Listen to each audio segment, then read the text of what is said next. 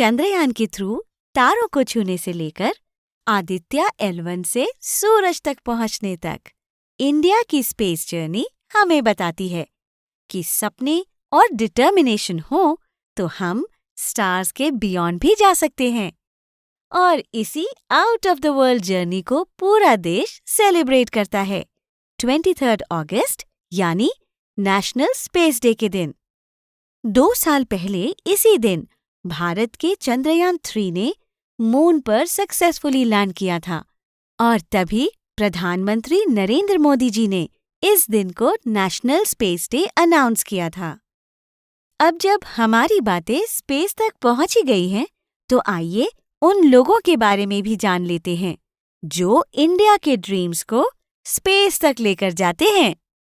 तो किसी भी स्पेस मिशन के सक्सेस में शामिल होते हैं बहुत सारे साइंटिस्ट्स, रिसर्चर्स, इंजीनियर्स, एस्ट्रोनॉट्स और सपोर्ट स्टाफ। ये सारे लोग इंश्योर करते हैं कि स्पेसक्राफ्ट सही से डिजाइन और लॉन्च हो, सही तरह से उसकी ट्रैकिंग हो सके, उसके डेटा का सही से प्रोसेसिंग हो और इवेंचुअली हमें अर्थ के बियॉन्ड जो दुनिया है उसकी बेटर अंडरस्टैंडिंग मिल सके। और ये इन ग्रेट इंडिविजुअल्स के हार्डवर्क, करेज और क्यूरियोसिटी का नतीजा है कि इंडिया स्पेस एक्सप्लोरेशन में एक राइजिंग फोर्स बनता जा रहा है। तो आज की सोनालिका ई गुरुकुल की वीडियो ऐसे ही एक शख्स के बारे में है जिनके रीसेंट स्पेस मिशन ने पूरे देश का सिर गर्व से ऊंचा कर दिया। क्या आप अभी तक गेस कर पाए कि हम किसकी बात कर रहे हैं? हम बात कर रहे हैं मिस्टर शुभांशु शुक्ला की, जो इंटरनेशनल स्पेस स्टेशन यानी ISS में कदम रखने वाले पहले भारतीय बने।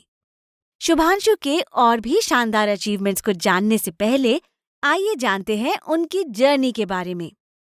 उनकी कहानी 10 अक्टूबर 1985 को नवाबों के शहर लखनऊ में शुरू हुई। उनका जन्म एक नॉर्मल मिडिल क्लास फैमिली में हुआ। उनके पापा एक गवर्नमेंट ऑफिसर थे और मम्मा एक होममेकर। देश के लिए कुछ बड़ा करने की चाह उनके अंदर टीनेज में ही घर कर चुकी थी।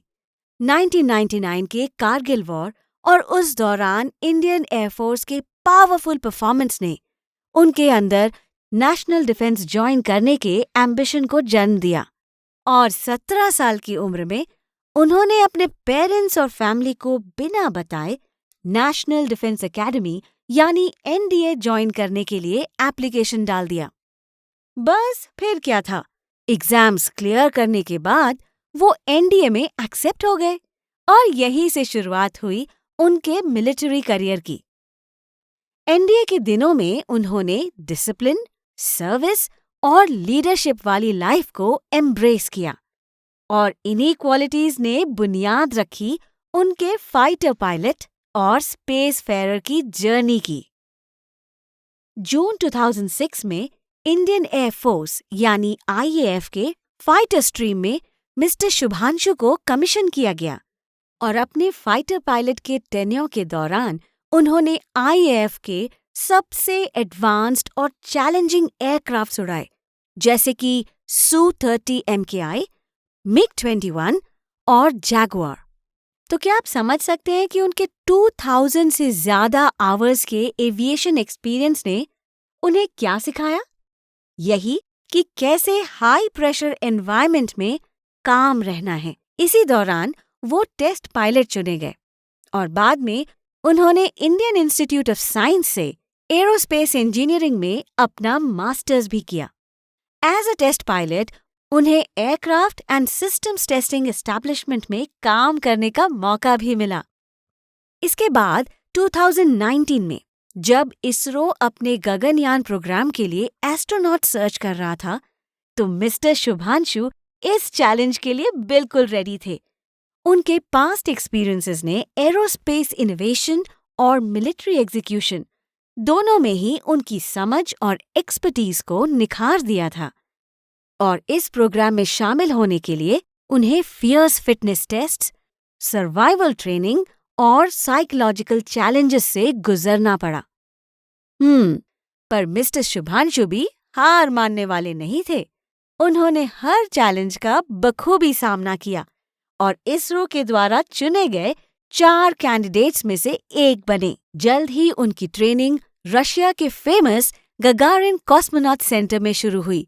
वहां उन्होंने जीरो ग्रेविटी में ऑपरेट करना, इमरजेंसीज को हैंडल करना और स्पेस में सरवाइव करना सीखा। उनकी इन्हीं फियर्स ट्रेनिंग और एक्सपीरियंसेस की वजह से वो एक्सियम 4 मिशन, जिसे आकाशगंगा मिशन भी कहा जाता है, में इंडिया के रिप्रेजेंटेटिव बने। Axiom 4 ISRO, axiom space NASA और स्पेस एक्स का एक कोलैबोरेटिव मिशन है और इंटरनेशनल स्पेस फ्लाइट कोऑपरेशन की एक मिसाल है। एक्सियम 4 के थ्रू शुभांशु ISS पहुंचने वाले पहले इंडियन बने और मिस्टर राकेश शर्मा के बाद ऑर्बिट ट्रैवल करने वाले दूसरे इंडियन बने।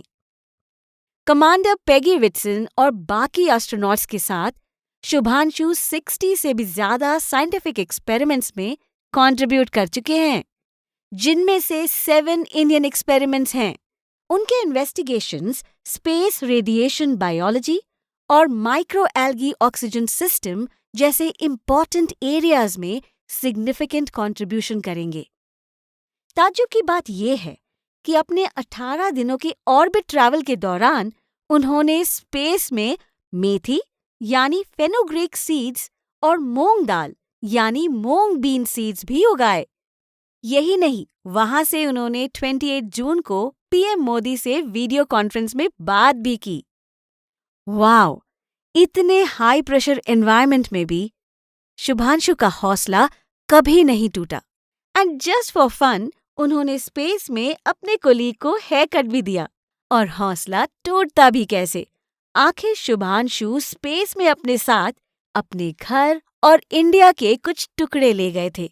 जी हाँ, वो यहाँ से गाजर का हलवा और आम का रस लेकर गए थे। 18 दिनों के इस मिशन के 4 इंटेंस स्टेजेस थे: deorbit burn, blazing hot atmospheric entry, parachute deployment और फाइनली पैसिफिक ओशन में वापसी। इन 4 स्टेजेस को सक्सेसफुली कंप्लीट करने के बाद 15 जुलाई को दोपहर 3 बजे शुभांशु वापस अर्थ पर आए और रिक्वायर्ड मेडिकल एग्जामिनेशन और क्वारंटाइन से गुजरने के बाद फाइनली अपनी वाइफ, बेटे और बाकी फैमिली से मिले। उनके मार्वेलस कॉन्ट्रिब्यूशंस की सराहना पूरे देश और दुनिया भर में की गई। PM Narendra Modi, president Droupadi Murmu, defence minister और IAF सभी ने शुभांशु के इनडोमिटेबल स्पिरिट और ड्राइव की तारीफ की और उन्हें भारत का प्राइड बताया। पर उनकी स्पेस जर्नी यहाँ खत्म नहीं हुई है। इसरो ने ऑलरेडी उन्हें गगनयान के एस्ट्रोनॉट टीम का मेंबर अनाउंस किया है। इससे तो यही लगता है कि शुभांशु इंडिया की स्पेस एक्सप्लोरेशन हिस्ट्री में फिर से अपना नाम दर्ज करवाने वाले हैं और इंडिया की first human space flight mission का अहम हिस्सा बनने वाले हैं।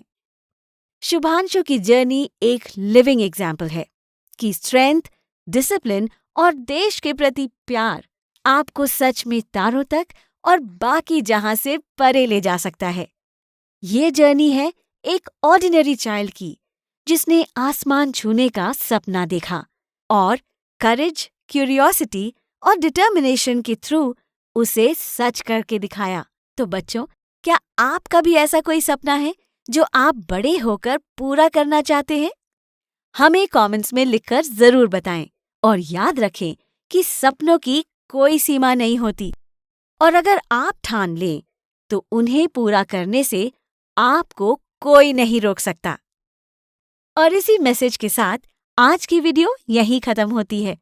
ऐसे ही और इंस्पिरेशनल लोगों के बारे में जानने के लिए जुड़े रहिए सोनालिका ई गुरुकुल से।